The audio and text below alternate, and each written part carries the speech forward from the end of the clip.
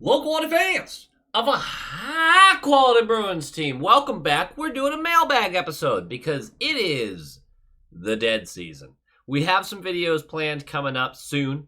More skits coming up soon, which will be fun. But I figured I'd give people a chance just to ask some questions, and I'm going to rattle through them and answer some of them. So it's a very chill kind of vibe for this one, much like the stream will be tomorrow. We're going to have another Thursday late afternoon stream, night stream, where we're just going to kind of hang out because nothing is happening. Nothing hockey-wise. But let's start with a couple of questions, shall we? And you can put more below, and I'm sure we'll talk about them tomorrow on the live stream. Maybe that's part of what we'll do. The first question we're going to start with is from Born Bruin Media, Born Bruin 77 on Twitter. Seriously, you should check him out. His art, it's Bruin-centric, and it is phenomenal. He's going to ask a question about Swayman. If there's other questions like it, they're just going to fall under this category. You get how that works. But he asks, in hindsight, would you have extended Sway during the season? Seems like the Bees might have lost leverage here. He goes on, it's a longer question, but he goes on to say, you've lost Ullmark. Swayman knows he's the guy. He probably was going to have a lower yearly cap hit if you signed him midway through the season. All great points. And they're all completely correct. In hindsight, which is the important part of this, yeah, we should have signed an extension February 28th. Like, we should have done something during the season. In hindsight, though, if you look at the way the season was going, especially his second half of the year before the playoffs, there was a lot of reason to be like, I don't know what we're going to sign him to right now. He wasn't performing very well for a pretty decent stretch there. Ullmark was just going nuclear. There was a lot of questions to be answered. And there's still a huge risk in putting all of our eggs in the Swayman basket. So in hindsight, absolutely, I would have signed him way earlier. Does he have us absolutely by the balls right now? Yeah, big time. He's going to get what he wants. Sweeney will blink first. It's just the way it's going to go. Because, and he says this, you can't go from the best tandem in the NHL to losing both tenders. You simply can't do it. And Swayman knows that. So is this a misplay by Sweeney to a degree? You could probably say so. Should any of us be losing sleep? Not really. Swayman's going to get signed. It's not going to completely crush us for the financial future. But there is a risk because if he isn't great for the life of that contract, I mean, he's the guy. If he doesn't end up working out, which we have plenty of evidence that he should, but if he doesn't, oh boy, we're in trouble. That's how it works with goaltenders anyway, though. This next question, there was a few others like it as well, comes from DJ Alexander on Twitter. How do you think DeBrusk does in Vancouver? Does he stay where he's at as far as consistency? Do we see his point totals go up? This is my prediction for DeBrusk next year. 32 goals. I think he's going to have a good, strong season. He's going to feel like a bit of a weight has lifted. You can have your opinion about him. Personally, I really like DeBrusk. I really wish he stayed a Bruin. Would have paid him that current contract too. I know people disagree. That's my opinion. I think he's going to get 32 goals. The assists, I think, will fall under that, actually. I think it's going to be one of those kind of seasons. And he'll probably sit somewhere in the mid-50s point-wise. Mid-50, upper 50s point-wise. But 32 goals is my prediction, which is what we really care about. How many goals is he going to score? I think he's going to do really well there. I think he's going to fit in fantastically. And I think it's going to be tough to watch that.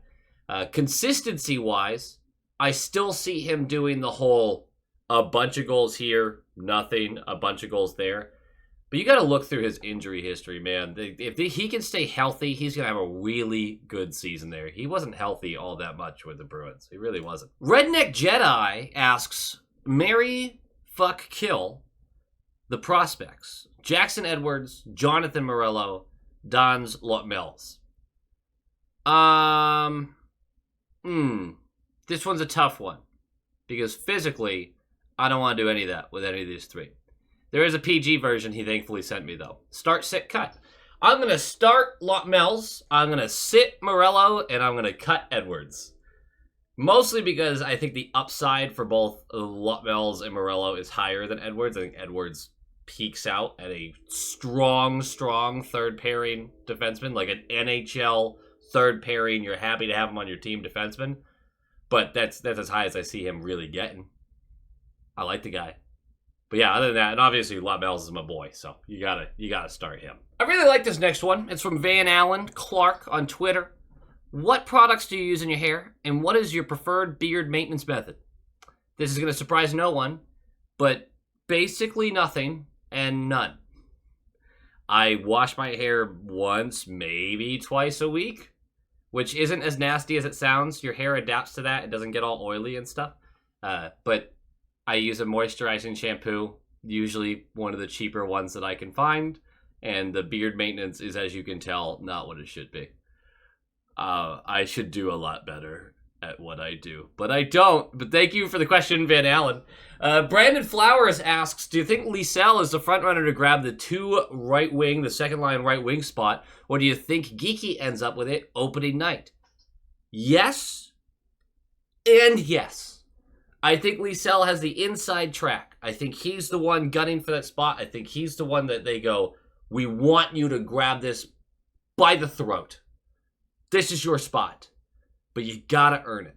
And there is no way on God's green earth that all of a sudden the Boston Bruins won't be about earning it.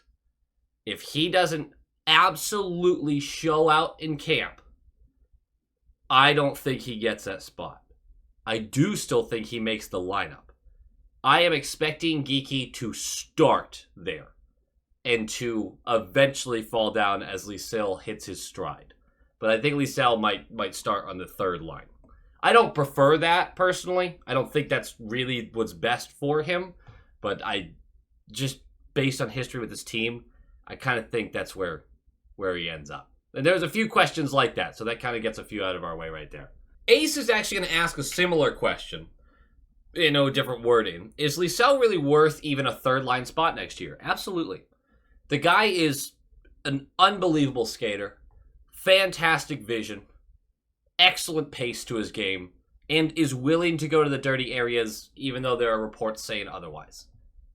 All that being said, he's still a very young player with plenty of faults of his own, tries to do too much, tries to play hero ball too often, isn't always in the team dynamic defensively, so there's plenty of stuff to be worried about, but he is absolutely worth that kind of spot, but he has to show up.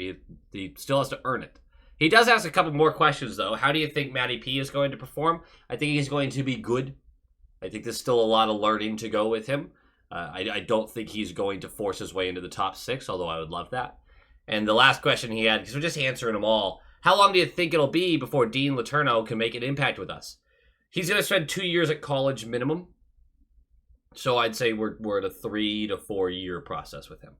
But I expect him to be in college for 2 years. At least. Poseidon on Twitter asks one that could have a long, drawn-out, huge answer, but I'm just going to give you 3 options. They ask, who are some of the people you be interested in offering a PTO? I can read. There's 3 that I'm going to give you. Daniel Sprong, I think that's an automatic for a lot of people. I love what he brings just as a bottom 6 guy. He's tenacious, seems to find winning plays. I like the guy a lot. Callan Addison, I just can't get off my radar. I mean, the Sharks don't want to re-sign him, which should tell you everything you need to know, but I don't know. I would offer a PTO and see how he looks in camp as an extra depth defenseman. I mean, he would truly be a guy that you would be using to call up, not even a sure thing to make the lineup by any means. And then the last one, and maybe I have this wrong because I'm confused by it, Alexander Nylander. Ended up on the Blue Jackets this year for a few games, 20-something games. Had 15 points, 11 goals, 4 assists. There's all sorts of highs and lows to his game. 26-year-old, right shot, center, 6'1", 190-ish. I like it. I just don't know why you wouldn't bring him in just to see what he's got for a little jam, A lot of things are probably waiting on the whole Swayman contract and seeing how much room we actually have to work with, but I kind of, that's probably the first guy I'd be like, you want to just come try out a little bit? Come on, skate around. Fuck some shit up. You know how it goes. All right. All right. Yeah, so those are probably the three that I would point out immediately. And then from there, I'm sure we could go down a whole rabbit hole for that. But we got to answer more questions, such as Nicholas Drew asks, what do you think this season's biggest strength and biggest weakness will be for this new crew? Okay, this is going to be weird. The biggest strength should still be in the net when Swayman starts, right? That's got to be one of our biggest strengths. Analytically, and really eye test last year, the goalies bailed us out a lot. Like a lot. And there were times where we were trying to convince ourselves that it wasn't as much as it was, but it was. I think goaltending can't stay at that high of a level forever, even if you have the same guy and he's amazing. So I think early on, especially when we're working in new pieces, defensively, I don't think we're going to be great to start the year. And I'm hoping that it'll turn around. And the three pairings that we have are really strong on paper. But also, the defense we had last year was pretty strong too, and still gave up a lot of opportunities. So I think defensively, I'm not putting in pen that it's going to be great. I think there's going to be some growing pains there. So early in the season, I actually think our biggest issue is going to be keeping the puck out of our own net. Or really, what I should be saying isn't keeping the puck out of our own net. It'll be putting pressure on the other team and getting the puck out quickly. It'll be allowing too much time in our zone. It'll be allowing other teams to build momentum. We're going to have a hard time creating momentum for ourselves because there's going to be too many shifts where teams can sit on us in our zone. That's what I think the biggest weakness is going to be, especially early on. Biggest strength, I'd be going to say goaltending. I think that's a cop-out answer, but it's also the answer I'm giving. Into the Den asks, and Into the Den is another YouTuber. Check them out. Great people. How much stock are you putting in the conversation about the Bruins having the worst offseason? None. We know the risks the Bruins took. The Lindholm contract, the Zadorov contract are both huge risks. The Swayman contract in its own right will be risky. The Ullmark trade was risky. This is a very risk-based offseason. It does not mean it's a bad one. It can be looked back at as a bad one if the risks don't go our way. So we'll see. But you can't look at this team and say, hey, they brought in, debatably, a top six center. They brought in a beefy boy for the back end.